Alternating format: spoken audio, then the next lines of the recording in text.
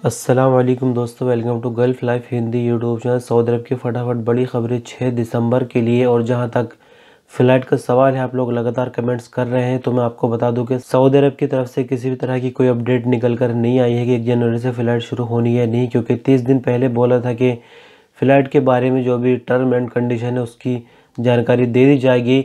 और आप देख सकते हैं स्क्रीन शॉट में लगातार इंडियन एम्बेसी की तरफ से बात की जा रही है, लेकिन बात का नतीजा क्या निकल रहा है इस बारे में अभी कोई खबर नहीं है। पहले भी इस तरह की खबरें आई है कि बात की जा रही है, मैंने वीडियो भी बनाई है उसके ऊपर, लेकिन बात का कभी भी नतीजा कोई नहीं निकलता है। इसलिए इंतज़ार आखिर कब तक कर सकते हैं। तो बेहतर ये होगा कि 1 जनवरी के लिए इंतज़ार में अब ना बैठा जाए और जो वाया दुबई वाला सिस्टम है उसी को अब अपनाया जाए तो बेहतर होगा, क्योंकि जो उम्मीद थी 1 जनवरी से फ़्लाइट खुलने के लिए वो भी अभी पूरी होती हुई दिखाई नहीं दे रही। तो इससे काफ़ी नुकसान आप लोगों का हो रहा है। तो बेहतर ये होगा कि अगर 80,000 रुपये आपके लग रहे हैं तो मानकर चलिए 20,000 रुपये तो तकरीबन वैसे टिकट में लग जाते हैं आमतौर पर। आगे बचे 60,000 रुपये, तो कम से कम आप ये मानकर चलिए अगर आप काम पर लग जाएंगे तो कुछ टाइम में पैसे कमा ही लोगे। और इंतज़ार करते करते 3 महीने यूं ही गुजर गए हैं, लेकिन अगर कोई उम्मीद हो तो आगे और इंतज़ार किया जाए। तो अगर आपके नियर बाय कोई बंदा आया है सऊदी अरब इंडिया से वाया दुबई और आप उसको पर्सनली जानते हैं तो जानकारी ले सकते हैं। बाकी मैं अपनी तरफ से कोशिश करूँगा आज रात को वीडियो बनाऊंगा इस टॉपिक पर कि आप किस तरह से इंडिया से वाया दुबई सऊदी अरब पहुंच सकते हैं। ये अलग बात है कि मैं इस तरह से सऊदी अरब आने के लिए आपको पहले मना कर रहा था, लेकिन आप देखिए कि दिसंबर का महीना भी अब निकलता जा रहा है तो किसी तरह की कोई उम्मीद नहीं है, इसलिए मजबूर होकर अब यही कदम उठाना पड़ेगा। बहरहाल पहले खबरों का सिलसिला शुरू करते हैं।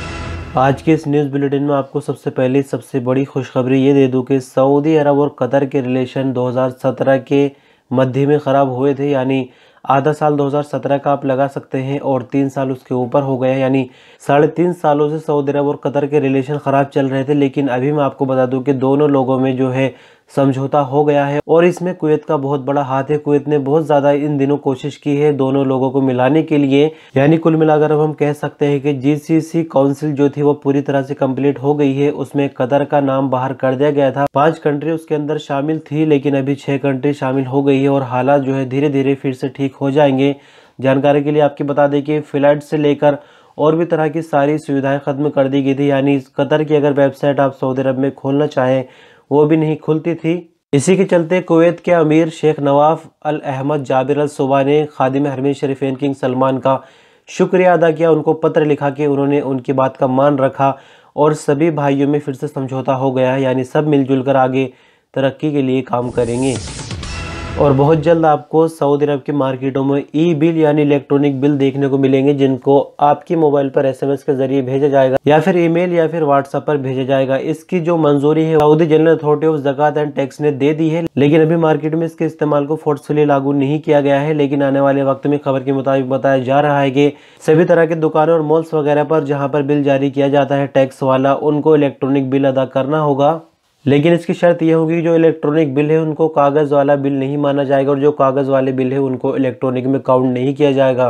यानी कुल मिलाकर सब कुछ पहले जैसा ही होगा, सिर्फ बिल आपको पेपर वाला नहीं मिलेगा, आपको इलेक्ट्रॉनिक बिल दिया जाएगा, जिससे पेपर की काफ़ी ज़्यादा सेविंग होगी और एनवायरनमेंट को ख़राब होने से भी बचा जा सकेगा। सऊदी अरब के रीजन जाजान में आरामको प्लांट में हुई टेक्निकल ख़राबी दूर कर ली गई है, जबकि रीजन में पेट्रोल की सप्लाई पूरी तरह से शुरू कर दी गई है। लोकल सऊदी ऑनलाइन अखबार सबक के मुताबिक आरामको कंपनी ने कहा कि जाजान प्लांट में टेक्निकल खराबी पर पूरी तरह से काबू पा लिया गया है। खराबी दूर करने के बाद प्लांट में रूटीन के मुताबिक काम शुरू हो चुका है और पूरे रीजन के लिए पेट्रोल की सप्लाई शुरू कर दी गई है। आपकी जानकारी के लिए बता दें कि बीती जुमरात को जाजान के प्लांट में कुछ टेक्निकल खराबी आ गई थी, जिसके चलते रीजन में सप्लाई को रोक दिया गया था, या फिर कहे कि थोड़ी बहुत सप्लाई दी जा रही थी। लेकिन अभी जैसे कि आपने सुना पूरी तरह से सप्लाई चालू हो गई है। रियाज में चल रहे किंग अब्दुल अजीज बाज मेले में बाज पालने का शौक रखने वाले बच्चों के लिए भी मुकाबले होंगे। सऊदी प्रेस एजेंसी के मुताबिक बाज पालने का शौक रखने वाले बच्चों की हौसला अफजाई के लिए बाजों के बीच 400 मीटर का मुकाबला होगा, जिसमें फर्स्ट पोजीशन हासिल करने वाले 10 बाजों के मालिकों को 50,000 रियाल के नकद इनाम दिए जाएंगे। मेले की मैनेजमेंट कमेटी ने कहा कि बाज पालने का शौक रखने वाले छोटे बच्चों के लिए मुकाबला 11 दिसंबर को तय किया गया है, जिसमें 15 साल से कम उम्र के बच्चे शरीक होंगे। सऊदी अरब में बीते दिन अप्रैल के महीने के बाद कोरोना के रिकॉर्ड केस कम आए हैं, यानी 190 नए केसों की पुष्टि हुई है। साथ ही रिकवरी नई 324 है, जबकि मरने वालों की तादाद 14 रही। कुल संख्या में अगर देखें तो 3,58,526 कुल केस हुए। 3,48,562 कुल रिकवरी हो चुकी है। 5,954 कुल मरने वालों की तादाद हो चुकी है। सऊदी भर में एक्टिव केस फिलहाल 4,010 रह गए हैं, जिनमें से क्रिटिकल केस 603 है जिनका आईसीयू में इलाज चल रहा है। दुनिया स्तर से अगर देखें तो 6,59,26,118 कुल केस हैं, 4,23,58,729 कुल रिकवरी है, 15,19,576 कुल मरने वालों की तादाद दुनिया भर में कोविड-19 से हो चुकी है।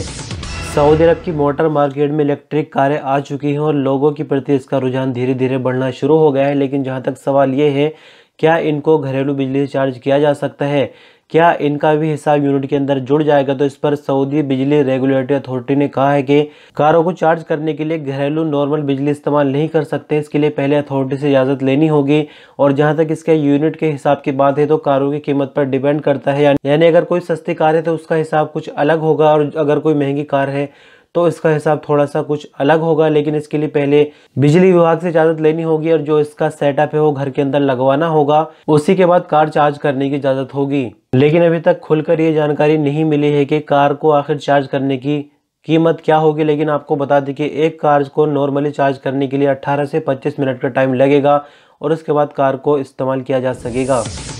सऊदी अरब की ईस्टर्न रीजन में कोरोना एसओपीज को वायलेट करने पर बल्दिया की तरफ से 35 चालान किए गए। सऊदी प्रेस एजेंसी के मुताबिक मिनिस्ट्री ऑफ हेल्थ की तरफ से कोरोना के हवाले से जारी किए गए एसओपीज को अमल में लाने के लिए बल्दिया के साथ दूसरे विभागों ने भी ज्वाइंट टीम बनकर कार्रवाई की। बीते 2 दिनों में रीजन की मार्केटों और शॉपिंग मॉल वगैरह में 1309 दौरे किए गए। ज्वाइंट ऑपरेशन टीम में बल्दिया, मिनिस्ट्री ऑफ कॉमर्स, पुलिस और मिनिस्ट्री ऑफ हेल्थ के अधिकारी शामिल थे। चेकिंग के दौरान पाया गया कि 35 जगह ऐसी थी जहां पर कोरोना की जो एसओपीज उन पर अमल नहीं किया जा रहा, जिनके खिलाफ तुरंत चालान किए गए और जहां कहीं मार्केटों में छोटी मोटी गलतियां देखी गई उनको समझाकर यूं ही छोड़ दिया गया। सऊदी अरब में एक ही परिवार में मोटापे की बीमारी का एक अजीब मामला सामने आया है। जानकारी के मुताबिक आपको बता दें कि मोटापे के शिकार एक खानदान को जाजान के एक गांव के इलाके से इलाज के लिए रियाज ट्रांसफर किया जा रहा है। एक लोकल सऊदी अखबार सबक के मुताबिक मोटापे के मर्ज के माहिर डॉक्टर आइज अल कहतानी ने बताया कि एक ही खानदान में 3 लोग बहुत ज्यादा मोटापे के शिकार है और इनके माँ बाप से इनको ये रोग मिला है। यानी परिवार में 3 लोग हैं, एक भाई है, 2 बहनें हैं। भाई का वजन 156 किलोग्राम है, बहन का वजन 181 है, जबकि दूसरी बहन का वजन 226 किलोग्राम है। जानकारी के मुताबिक ये बीमारी खानदानी, यानी इनके माँ बाप से इनको ये बीमारी लगी है। फिलहाल इनको रियाज ट्रांसफर कर लिया गया है और इनके हालत और बीमारी को देखते हुए इलाज किया जाएगा। सऊदी अरब में नॉर्दर्न बॉर्डर के इलाके तरीफ में सर्दी के मौसम की पहली बर्फबारी हुई है। अखबार 24 का कहना है कि बीते दिन यानी शनिवार की शाम तरीफ कमिश्नरी में बड़ी तादाद में बर्फबारी की वजह से इलाके में सर्दी की जो लहर है वो काफी ज्यादा बढ़ गई है। बर्फ वाले इलाके में घूमने फिरने और खेलने के लिए काफी बड़ी तादाद में आसपास के लोग खुली जगहों पर इकट्ठे होने शुरू हो गए। बर्फ की खबर सुनते ही तरीफ के आसपास के लोग भी वहां पर घूमने के लिए आने शुरू हो गए। और जैसे कि मैंने आपको बताया कि सर्दी के मौसम की पहली बर्फबारी थी तो नज़ारा कुछ अलग ही देखने को मिला। तस्वीरों के माध्यम से देख सकते हैं। बहरहाल खबरों का सिलसिला यही खत्म होता है। वीडियो पर अंत तक बने रहने के लिए शुक्रिया। अल्लाह हाफिज़।